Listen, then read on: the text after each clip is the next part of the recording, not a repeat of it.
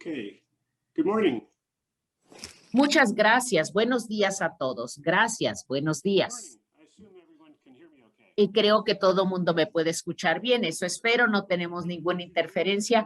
Qué gran placer estar con ustedes. Entonces, quisiera hablar un poco sobre la investigación y la documentación en estos métodos basados en desempeño. Estoy hablando, obviamente, de estos enfoques ingenieriles y del diseño para la resiliencia comunitaria, no solamente en planteles educativos.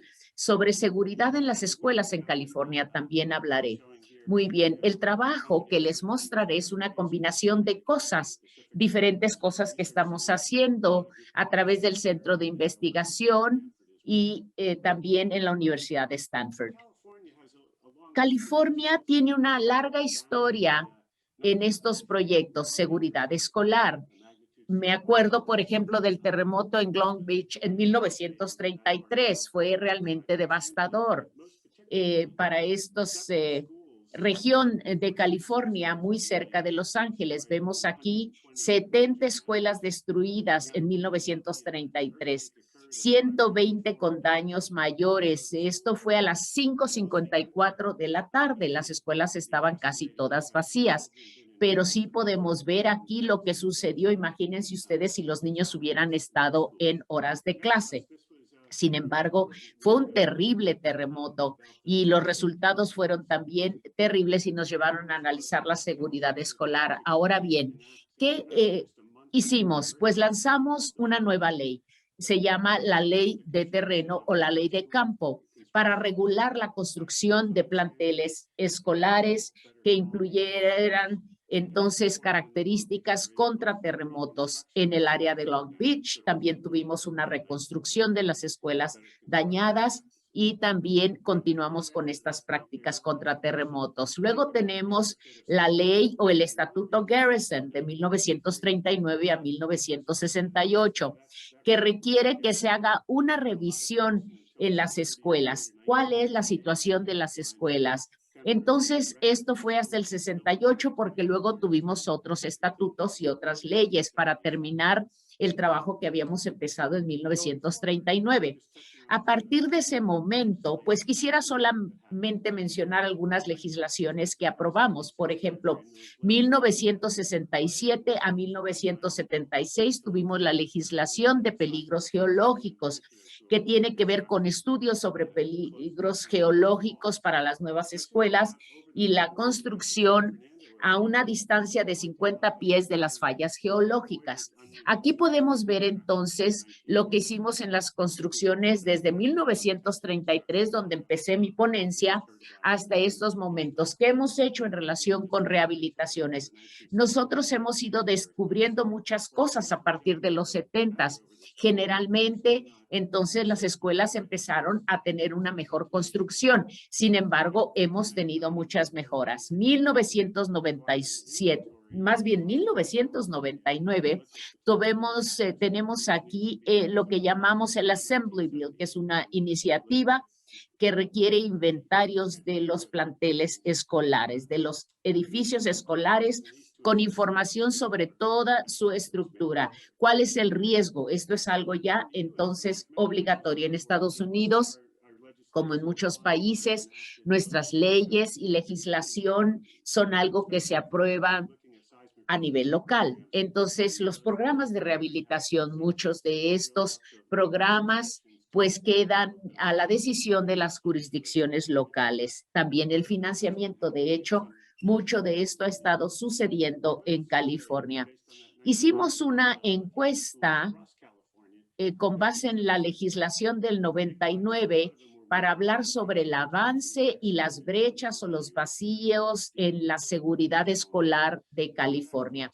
Ustedes pueden ver aquí, 14% de las escuelas se consideran como vulnerables. Ustedes pueden ver aquí, tenemos menos vulnerables, 27 millones de pies cuadrados, más vulnerables, 65 millones de pies cuadrados. Y tenemos también estructuras de madera que no fueron considerados, 379 millones de pies cuadrados. Y aquí tenemos entonces esta encuesta, este levantamiento que hicimos.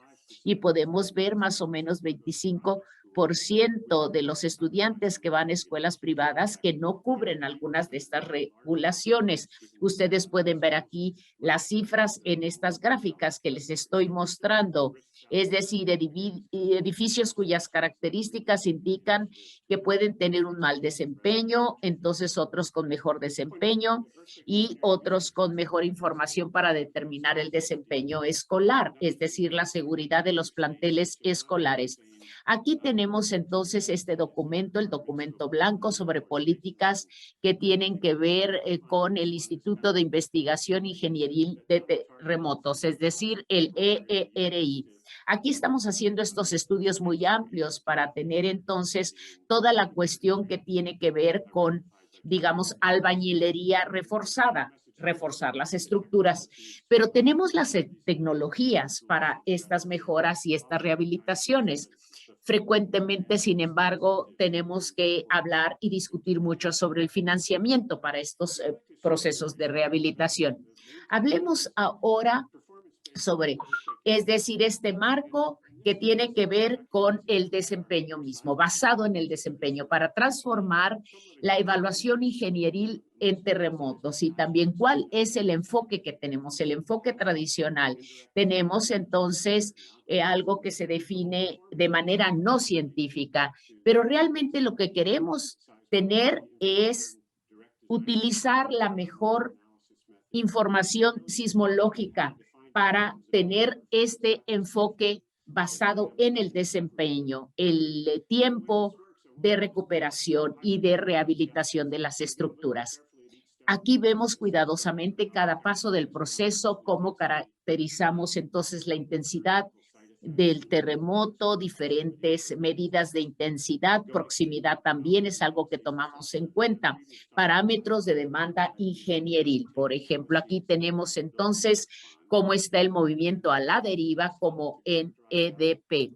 Y la medida del daño, ¿qué va a suceder? Es decir, ¿cuál será el daño causado a este edificio? El último punto tiene que ver con la métrica sobre variable de decisión, es decir, no solo ver el daño, sino también la pérdida financiera y los tiempos muertos, es decir, cuánto tiempo nos va a tomar para que estos edificios se rehabiliten y se recuperen. Tenemos muchísimas probabilidades, muchos cálculos de probabilidades que tenemos aquí en esta metodología y en estos cálculos. Hace unos 20 años empezamos a hacer esta evaluación. Esto es algo muy reciente. Empezó por la FEMA, que es el organismo en Estados Unidos para este tipo de análisis, FEMA.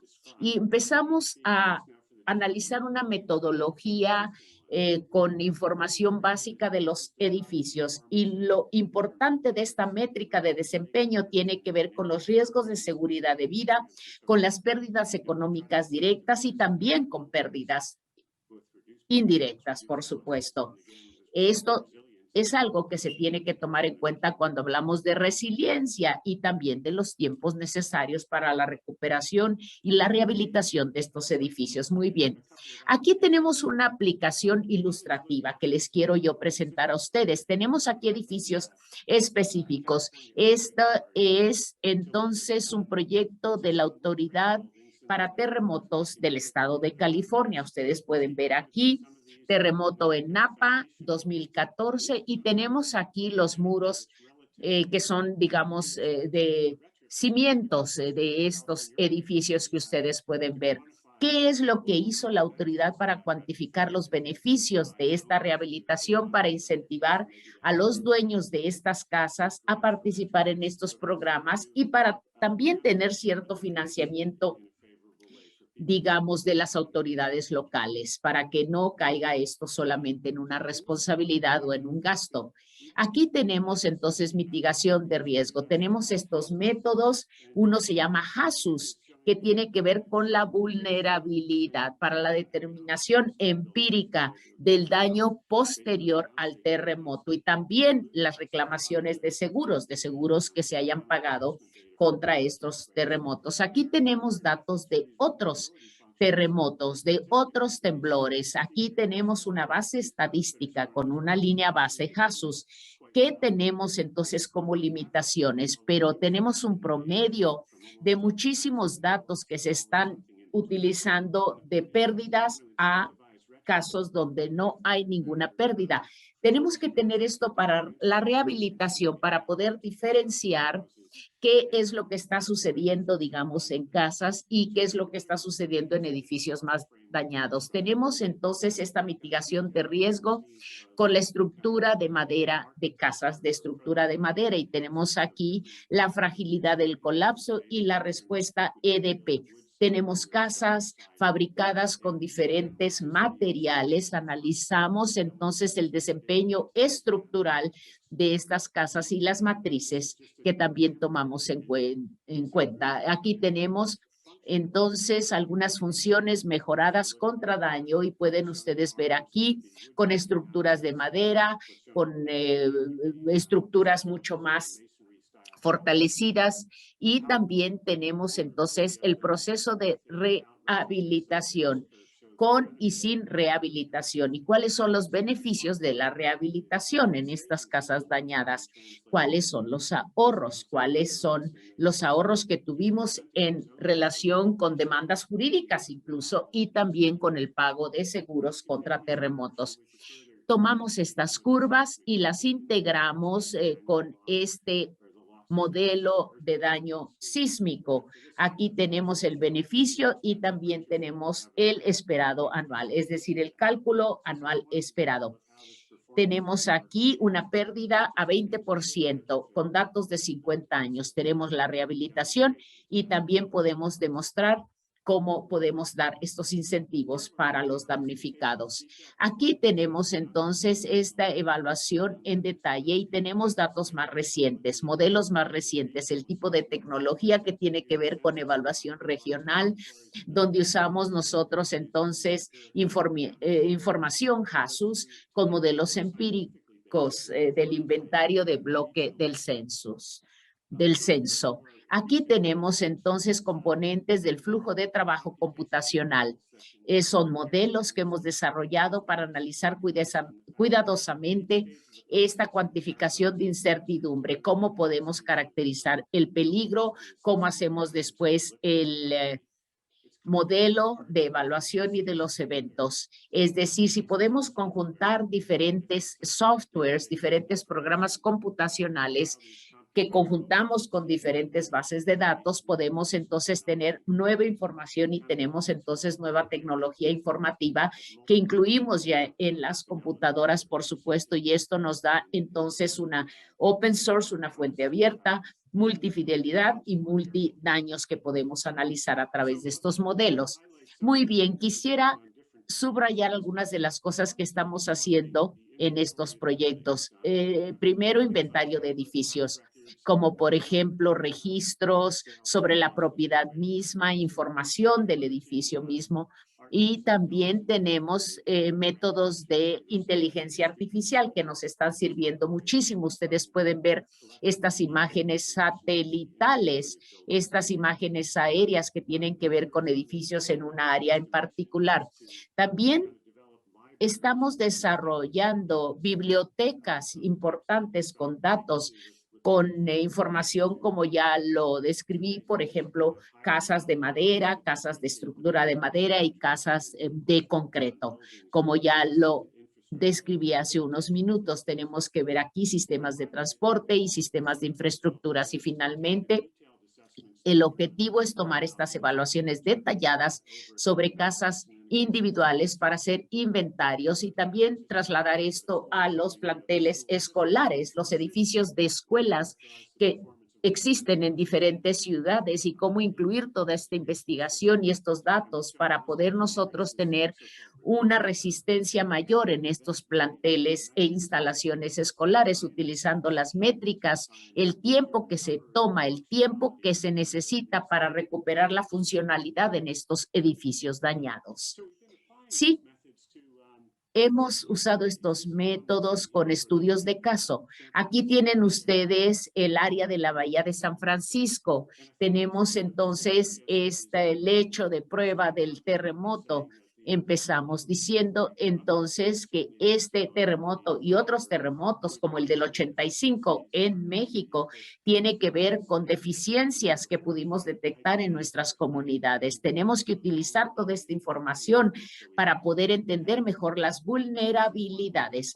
Entonces, aquí hemos aplicado algunas de estas metodologías para hacer simulacros muy detallados sobre lo que está sucediendo utilizando configuraciones de construcción Asus con supercomputadoras.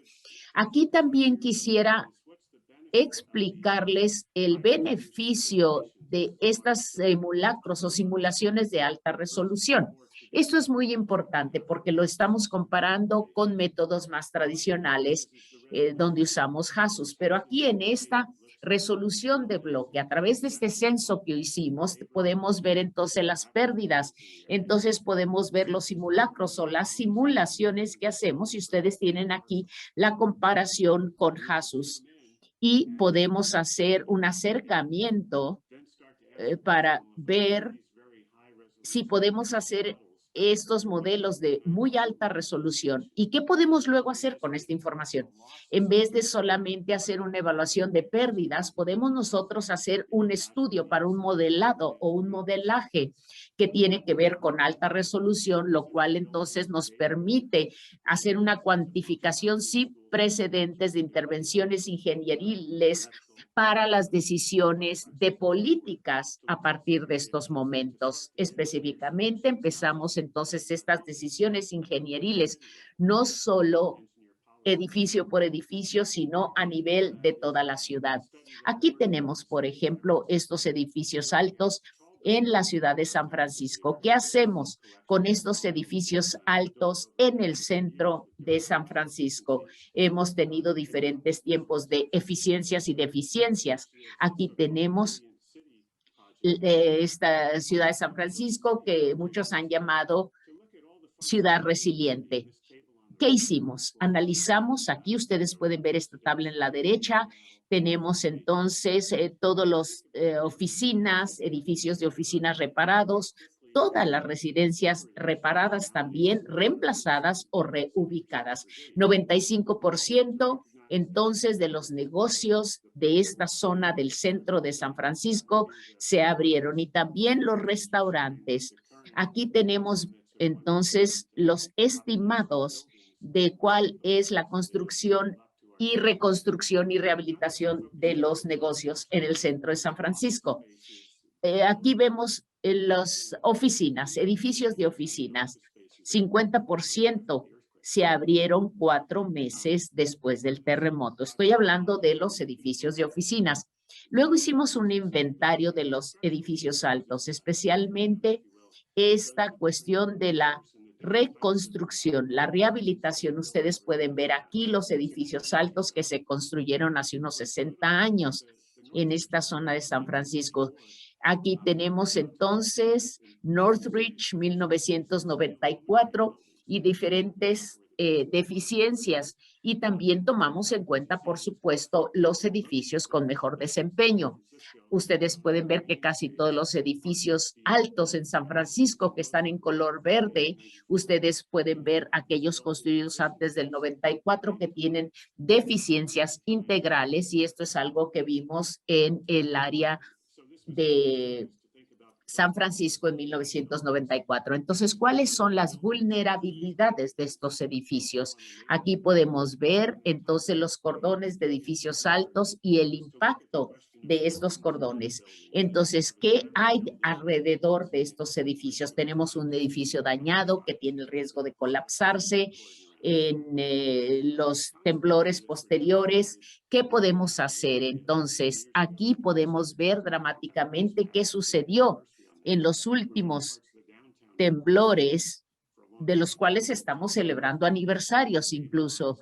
Aquí podemos más bien ver la estabilidad que se les dio después de la rehabilitación en el área de centro de San Francisco.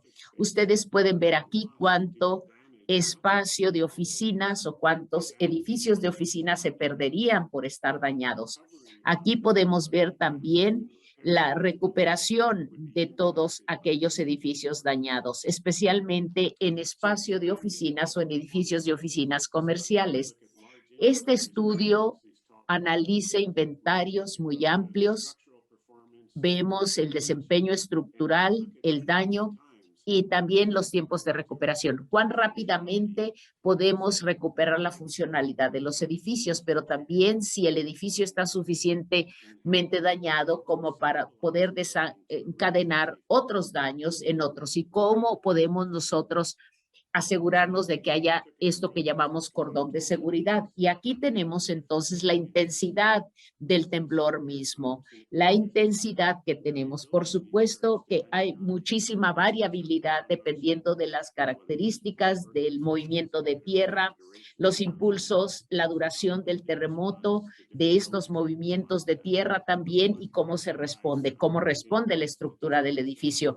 Aquí tenemos una idea característica del tipo de temblor y el tiempo que dura este movimiento de tierra. Muy bien, aquí tenemos un modelado de edificios altos, pero también otros edificios cercanos a los edificios altos para poder comparar los tiempos de recuperación y de reparación y de rehabilitación, el tiempo que nos toma entonces llegar a este punto de seguridad, este cordón de seguridad, quiero decir. Entonces vemos aquí el movimiento sísmico y una de las reglas generales es que este cordón de seguridad es, digamos, punto 1 o 0.2. Estamos hablando del marco del edificio mismo, la estructura, quiero decir. Aquí tenemos la evaluación que hicimos de muchos edificios en el área y su tiempo de recuperación en el centro de San Francisco. ¿Cómo se recuperaron estos edificios de oficinas en el centro de San Francisco? Tomamos muchas otras cosas que son factores importantísimos.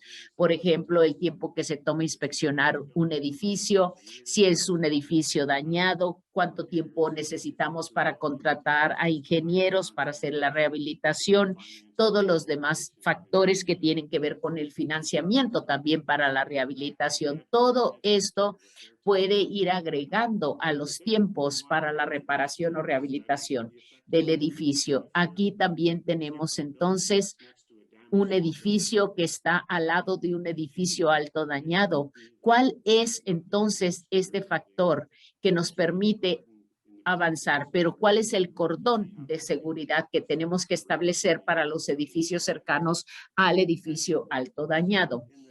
Bien, en esta gráfica pueden ver una instantánea de edificios en diferentes etapas de recuperación y rehabilitación. Tenemos algunos que ya están en funcionamiento total, los que están en gris están siendo reparados en este momento, los que están en azul son aquellos edificios que están esperando al inicio de la reparación del mismo. Por eso tenemos estos colores. En anaranjado tenemos edificios reparados, pero no totalmente porque se interrumpió su reparación por una razón u otra. Ahora, aquí tenemos 4 meses después de que el edificio resultó dañado y la reparación. Pero si vemos 12 meses después, tenemos entonces grupos de edificios que están esperando su reparación porque se encuentran en estas áreas de cordón de seguridad. Y tenemos muchos edificios altos que se encuentran en el área del centro de San Francisco. Muchas veces en estos casos el proceso es más lento. Aquí, entonces, tomamos estos modelos para ver la situación estadística, para evaluar las consecuencias del daño causado en el edificio y los tiempos de reparación y también los factores que impiden esta reparación o rehabilitación.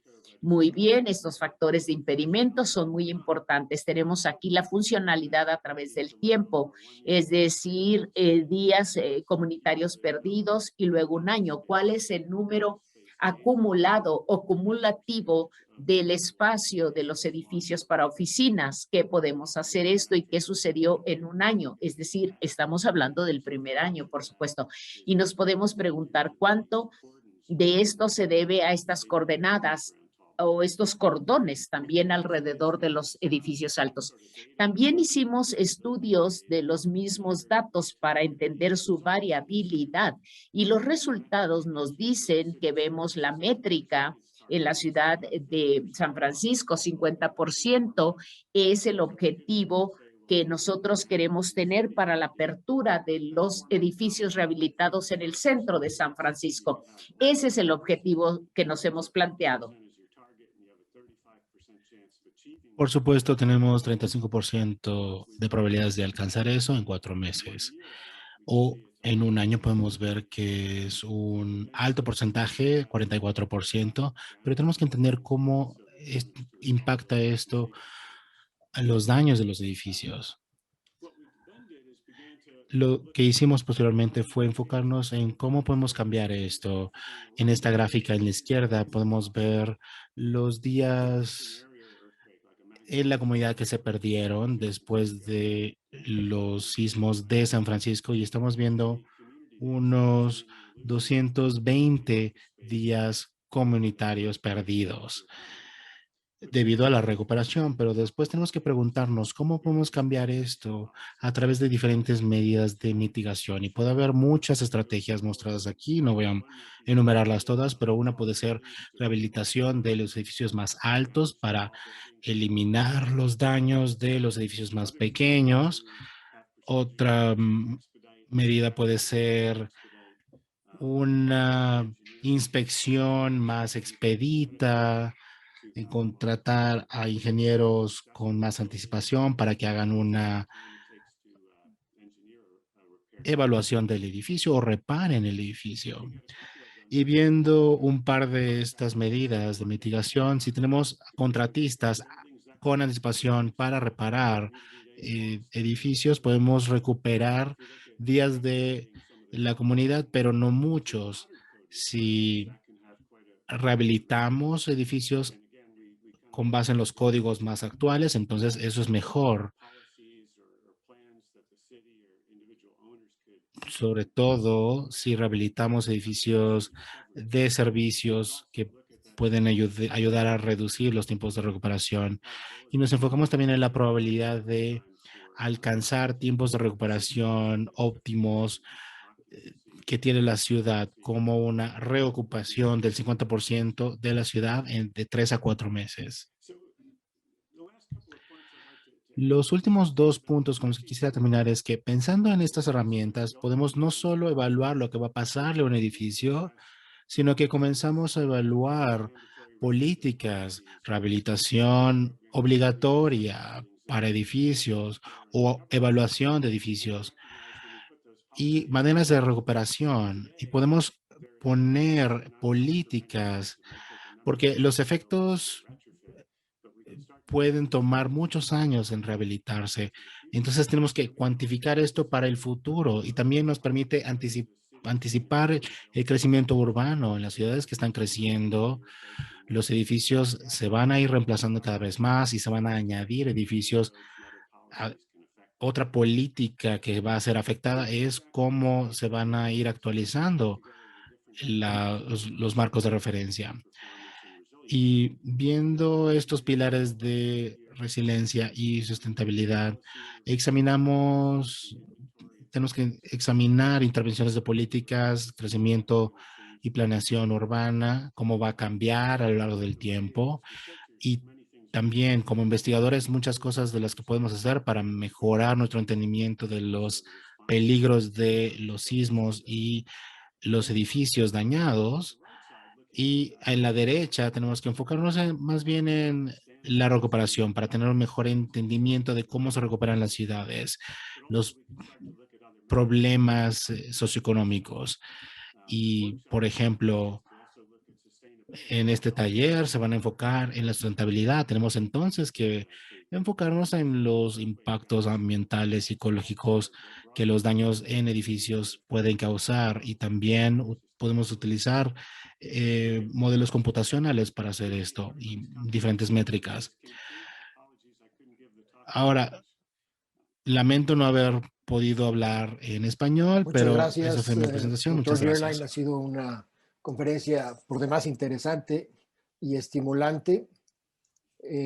Quisiera yo invitarlo a que nos pueda acompañar en la mesa redonda que tenemos hoy a las 12:15 tiempo de México, 10:15 tiempo de San Francisco. Ojalá que nos pueda acompañar. De nuevo, muchísimas gracias por su presencia y por su participación.